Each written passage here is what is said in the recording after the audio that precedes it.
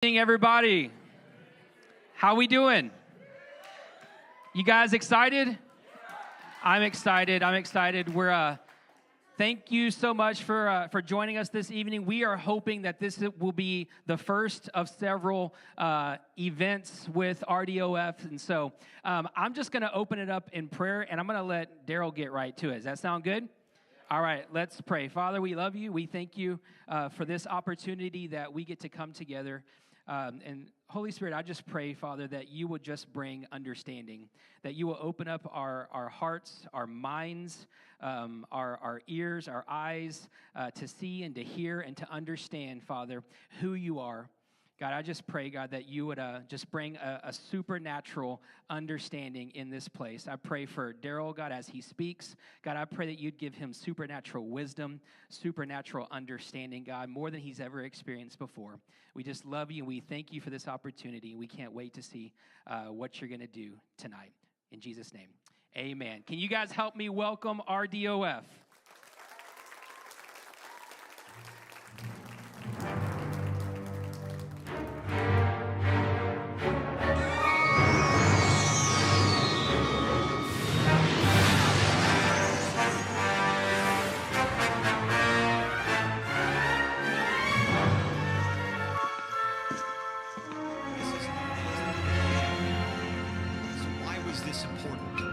This showed that there was, in fact... Change the channel. I don't buy any of this garbage. You know I'm right here. Here we go again. There's no evidence for God anywhere.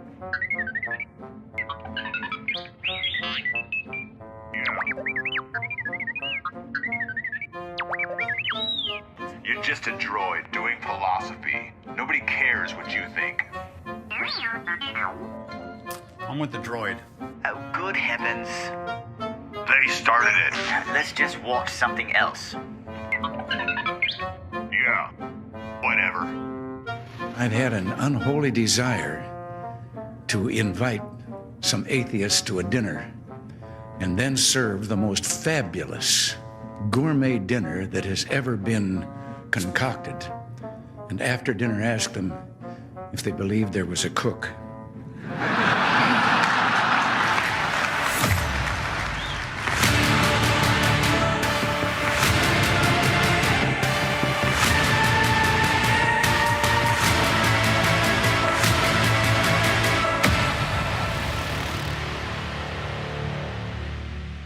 Good evening.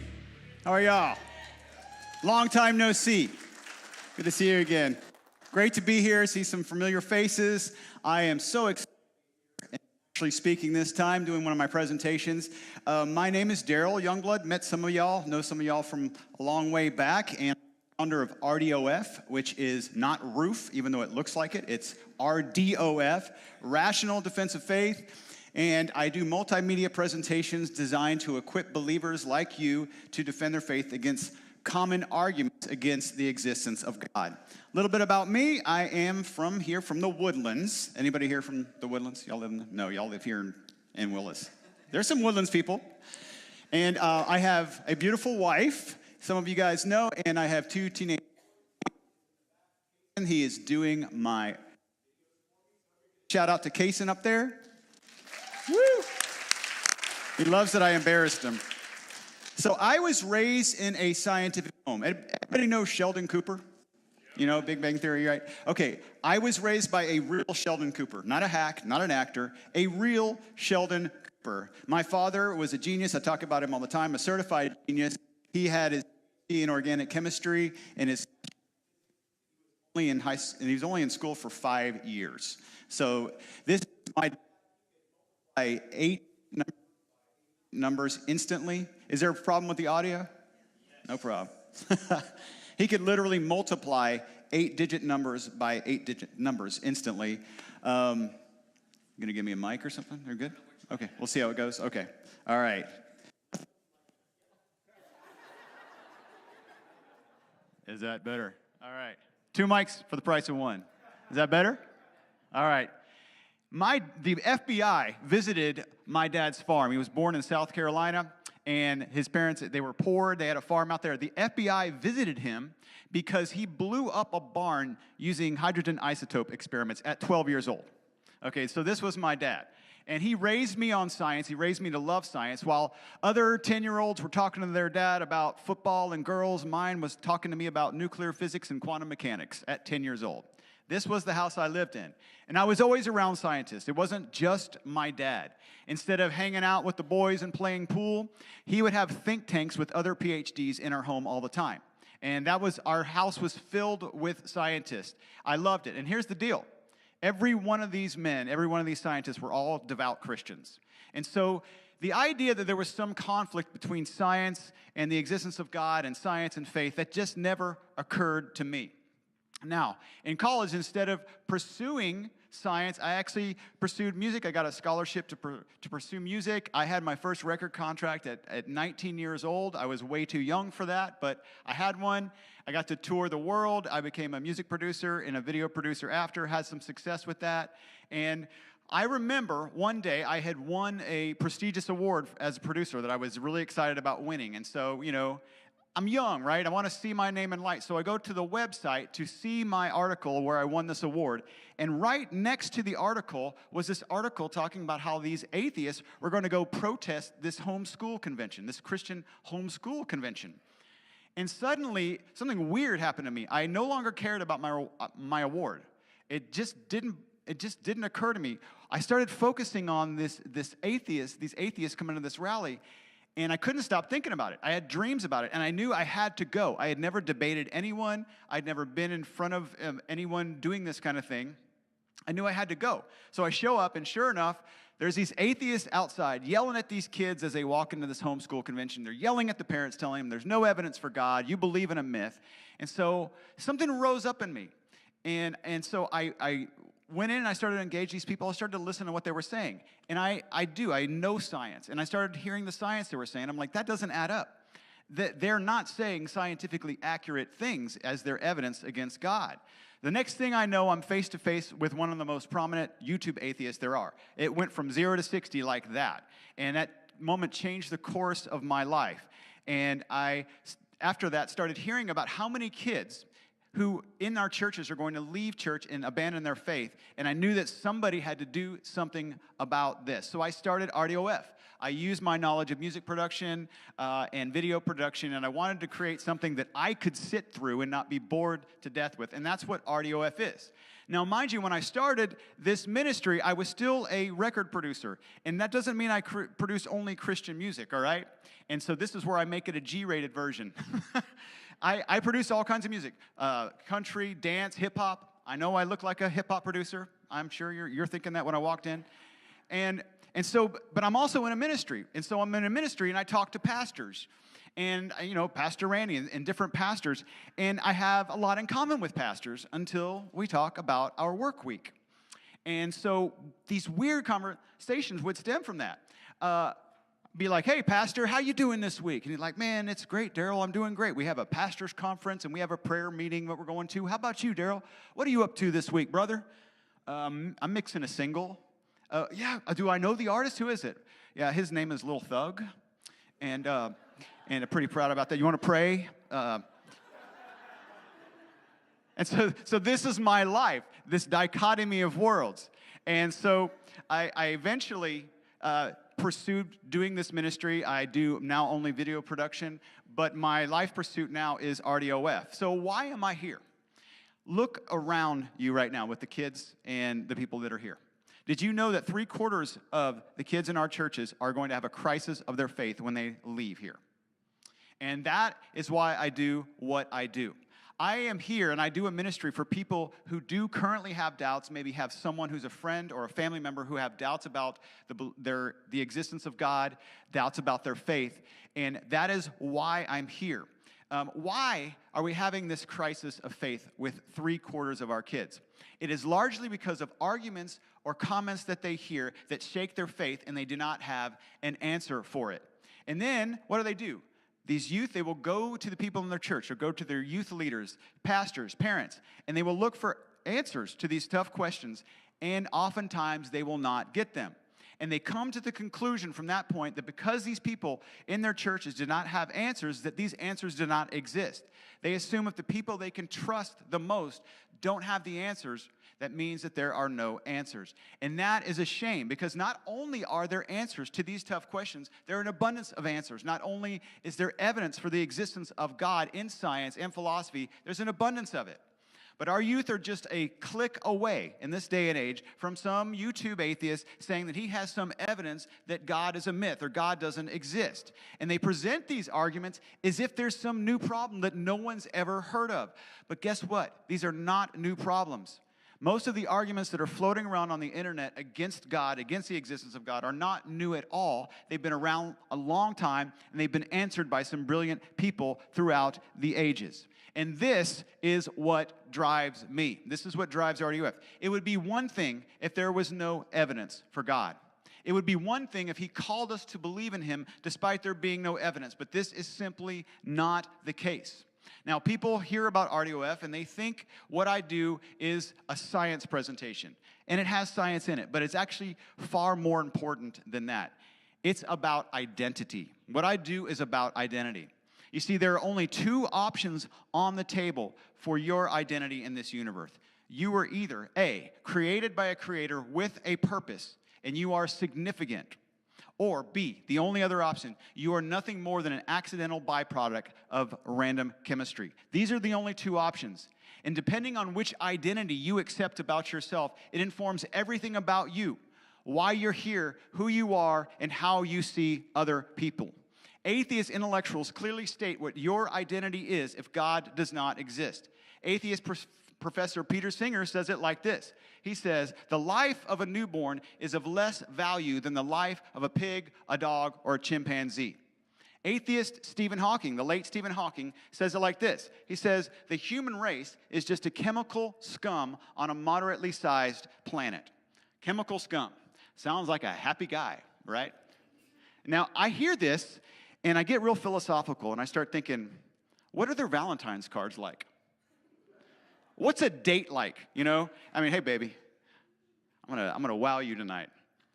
You are the most beautiful piece of insignificant chemical scum a man could ever want. How does that play out? Jimmy, you ever tried that? No? That work? I don't know. That's just me. No, this is all about identity. And so tonight, we're going to discuss some of the top barriers to belief in God, a few of these anyway. And what I hope to do is to cover a few of them and then have some more presentations and cover even more. Clearly, I cannot cover all of the arguments and barriers to belief in God all in one session in an hour and a half tonight. And so what I hope to do, like I said, is we will have more of these presentations and we will go through, maybe we get some questions from you guys. If there is time towards the end of the presentation tonight, I will hopefully have some time for some Q&A if you guys want to try to do that. Also, I will have some pamphlets here, and it's the same thing as there's a QR code. You can scan that. Our website has all kinds of presentations. You can watch them instantly about all kinds of different topics. You have evolution, why God allows suffering, all of these on our website. So you can get a pamphlet, follow us on social media, and all that. So enough for the plugs. So the first barrier to belief in God is a claim. It is the claim that belief in God is not compatible with science. How many people have heard that? Yeah, it's not scientific. You cannot be scientific. It hinders science, right? It's anti-science. This is a common soundbite. If you haven't heard it, that you kids will hear when you go off to college. I made a video about this topic specifically. Check it out. Does belief in God hinder scientific progress? Are most scientists atheists? We constantly hear these statements in one form or another. Leading atheists say religion goes against the spirit of science. They say, scientists, if you're not an atheist, you're not doing science right. To see if this is true, we will look at some of history's greatest scientists. Werner Heisenberg was the creator of quantum mechanics.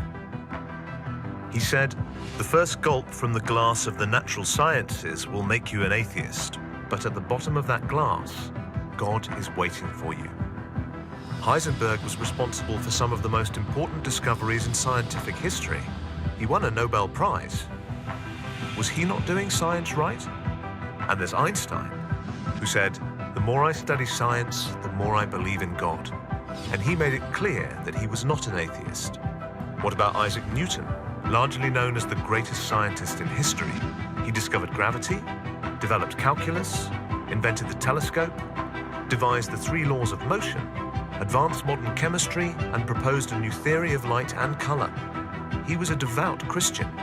Did his belief in God hinder scientific progress?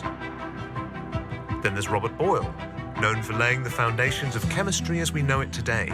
Boyle was well known as the founder of modern chemistry. Then we have Louis Pasteur, credited with saving millions of lives through the development of vaccines. He was known as the father of microbiology. Sir Joseph Thomson helped revolutionize the knowledge of atomic structure by his discovery of the electron. He says, "The truth of which is emphasized by every advance in science, that great are the works of the Lord." These scientists were explicit about their faith. They all believed in God. Were they not doing science right? In fact, out of the 52 top scientists of the scientific revolution, which was one of the most important periods in scientific history, 50 of them did not just believe in God, but were devout Christians. Only 2 were skeptics. These were the rock stars of science, the very people who gave us modern science as it is today. In fact, studies show that out of the 300 outstanding scientists in the world, 242 believe in God. Other studies show that 65% of Nobel Prize winners were Christians. A survey of 3,000 scientists in Europe revealed barely 1 in 4 described themselves as an atheist. 1 in 4 in the UK and 1 in 5 in Germany and France say science and religion contradict one another. So back to the question, does belief in God really hinder scientific progress? Clearly not. Are most scientists atheists? Well, in the words of the famous Neil deGrasse Tyson, this notion that if you're a scientist, you're an atheist, or if you're religious, you're not a scientist, that's just empirically false.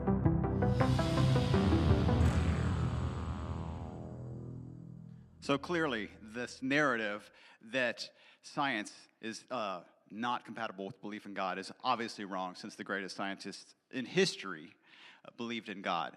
So that's the first barrier. The second barrier is a claim. And the claim is, it kind of goes with this last one, that there is no evidence for the existence of God. No evidence for the existence of God. So how do we answer this? How many here have been to court? And I don't mean in a bad way. I don't want convicts like raising their hand. I'm kidding. How many have you all seen the process of court, right? Raise your hands. It's okay. Yeah. And who's seen court on TV? Now, we've seen it. We can get a lot from that. What happens in court? Well, there's a lawyer, and he oftentimes will look at the jury and say, there is no evidence of my client's guilt. No evidence of my client's guilt. And then what happens? What happens a lot of the time? The jury looks at the same evidence and say, I don't know, we see plenty of evidence of your client's guilt. Interesting. It is the same with science. Though there are many people and atheists on the internet that you will hear that say there is no evidence for the existence of God, as you've seen in the video, some of the most prominent scientists in history saw the same evidence and saw plenty of evidence for the existence of God. When Albert Einstein says, the more I study science, the more I believe in God, what is he referring to? Scientific evidence. This is what he saw. Who has a calculator in here? I'm not going to make you use it. Yeah, on your phone. Do you know who invented the calculator? Blaise Pascal. What does he say about this? He says, God has given us evidence sufficiently clear to convince those with an open heart and an open mind. So God has given us sufficient evidence to believe in him. Anybody like forensic science? I like to watch forensic science. I like Forensic Files. Anybody watch that? Yeah, it's great. I love it. Now, here's the deal. So imagine if we had, if this was a crime scene up here, right, on stage, right? And I walk in, and I just start touching stuff. And what are the forensic scientists going to say if I just start moving stuff around? Stop. Now, why is that? Right, exactly. Because all this stuff here is evidence. And this is the way it works. Everything in this crime scene is evidence. Everything is evidence. And so we can look at the universe and nature the same way. In the universe and nature, everything is evidence. Everything. And so what we can do here, how does that even work? Well, we can look at, and as the forensic scientists would do, when they see stuff, they look at the way things are arranged in a crime scene. Arranged. And they attribute those to whether the arrangement of these things is purposeful or it's accidental, or if it's just random, right? And an example of this is Cheerios. Let's say we can look at the way some Cheerios fall on a table. So if you look at this right here, we can see that the arrangement of the Cheerios that fell here, we can ask whether the arrangement of those Cheerios is a product of a random process or if the product of an intelligent process. Well, there's nothing but random processes going on by the way that that cereal is arranged. Do you agree? Just kind of pile of cereal. Okay, well, what about this cereal? So let's look at this. Play the next one. There we go. So what about this? Now, if you walk in and you see your cereal just fall out of the box into that word, those words right there, would you say, wow, that's just, it's amazing how randomly these cereals just fell into the sentence or the words, call me? That would be, would you ever say, oh, man, what chance is that? By accident? No. I think you would know, you wouldn't exactly know what was going on, but you would say, this is not the product of just random natural processes. You would say, this is the product, whether it's a joke or something, it's the product of an intelligently designed process. You agree? I think any one of us would agree with that. And that is the way it works with the way we look at evidence in science, right? This is something you don't have to be a scientist to do.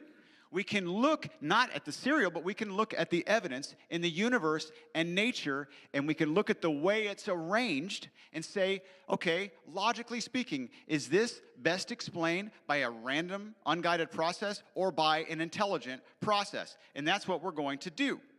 Okay, so what I want us to remember is that everything is evidence. When people say there's no evidence for this, no evidence for God, that's not even the way evidence works. I was, again, raised by a scientist. The way evidence works in science is that everything is evidence. And what do I mean by that? I mean everything. Your existence is evidence. The air you breathe is evidence. Trees are evidence. Your grandma is evidence, okay? Your preference over Minecraft or Roblox, that's evidence, okay? Everything, that dream you had where you're a cat who owns a Chinese restaurant, that's evidence, okay? So, am I getting this clear? Everything is evidence, okay? And so that is the way we have to look at this. Everything is evidence. And so you can specifically say that everything is evidence to that whatever produced it, okay? To whatever produced it. But here's the deal about evidence, as any forensic scientist will tell you, like the court scene. Evidence itself has no opinion. What do you have to do with evidence? Interpret it. Right. Interpret evidence. So evidence isn't a guy somewhere. There's not a guy with a big E on his shirt named Evidence who says things. No, evidence has to be interpreted. When these scientists in that video saw evidence for God in science, this was their interpretation of the existing evidence. And we see that some scientists interpret this evidence one way, and some scientists interpret it another way.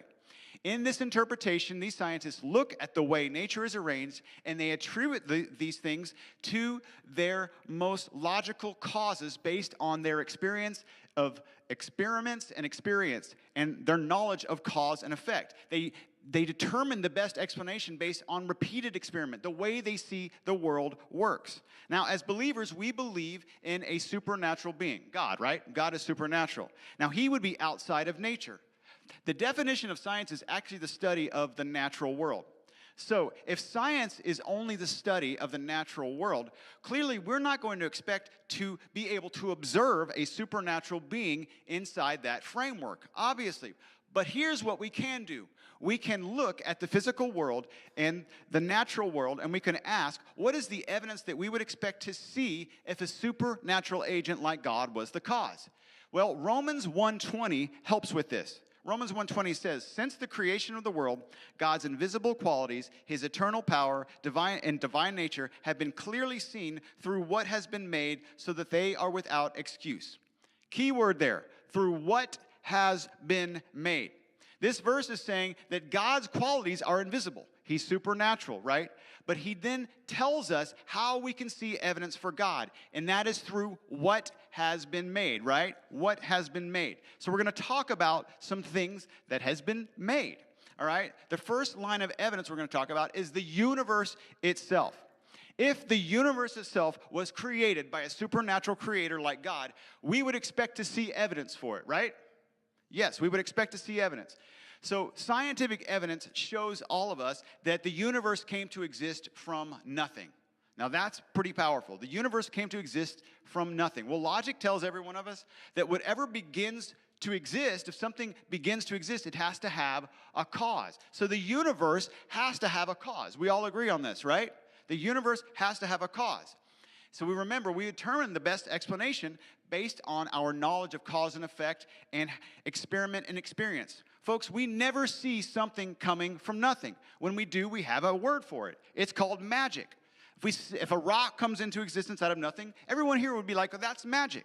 Well, since a planet is just a big rock, it's the same thing with a planet, right? If a planet pops into existence, would that not still be magic or a miracle or whatever?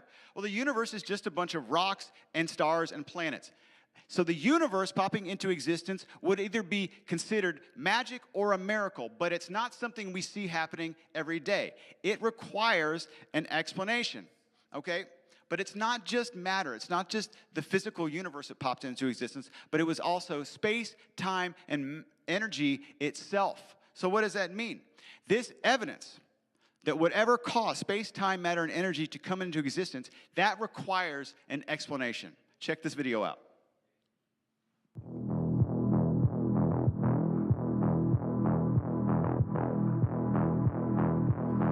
Gottfried Leibniz, in his arguments for the existence of God, starts with the premise that anything that exists has an explanation of its existence, either in the necessity of its own nature or in an external explanation.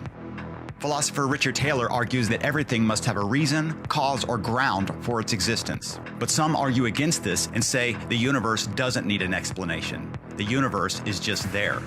To respond to this, Taylor gives the analogy of a translucent ball. An adaptation of this analogy is to imagine two people walking in a cave. As they're exploring, they see something strange in the distance. They realize it's a glowing translucent ball suspended above the water. The girl asks, "Where did it come from?" And the guy replies, "It doesn't matter, it's just there. It just exists. There's no need to explain it." Anyone who heard this would agree that the existence of a translucent ball would require an explanation. Now imagine the ball grows to be the size of a house. Same problem.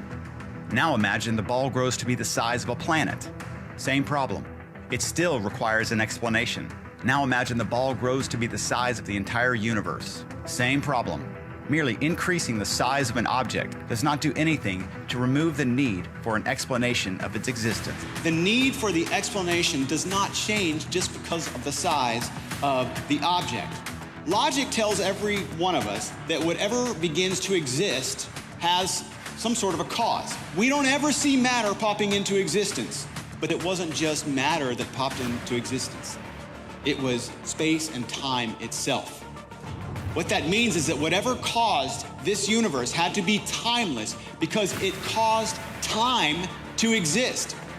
It had to be immaterial because it caused matter to begin to exist. And it had to be immeasurably powerful because it caused an entire universe. You see, a beginning of space, time, matter, and energy necessitates a cause. And by definition, this cause had to be spaceless, timeless, immaterial, and unthinkably powerful. This is exactly the evidence that we would expect to see if a supernatural being was the cause.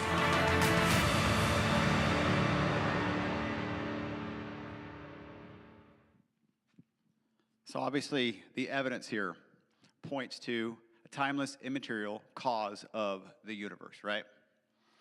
So, everybody getting that? Make sure I'm not running ahead, because you can be drinking from a fire hose from these. This is evidence. When they tell us there's no evidence for God, this is one line of evidence. So, the next line of evidence is even more amazing. It's on the tip of your finger. Everybody look at the tip of your finger.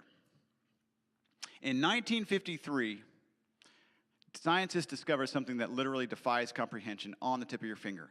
Because on the tip of your finger and in every cell of your body is a code, a language, and an information system that literally defies comprehension, that is far more advanced than anything man has ever created. It's called DNA.